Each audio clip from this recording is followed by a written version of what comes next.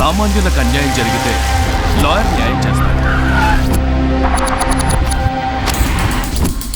మరి అలాంటిది ఆ లాయర్కే అన్యాయం జరిగితే ఏం చేయాలి?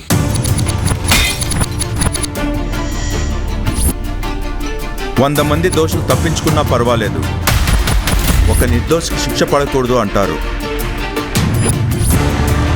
లాయర్గా సక్సెస్ అవ్వాలంటే బ్రెయిన్ లాజిక్ రెండే వాడాలి.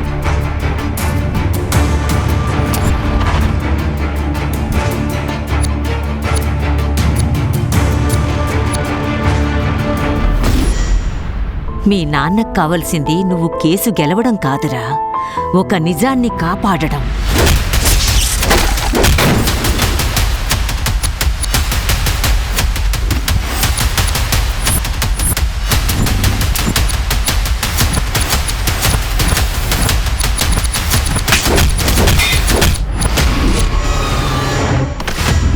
అంకుల్, ఆ నల్ల కోట్ వేసుకోవాలంటే ఏం చెయ్యాలి?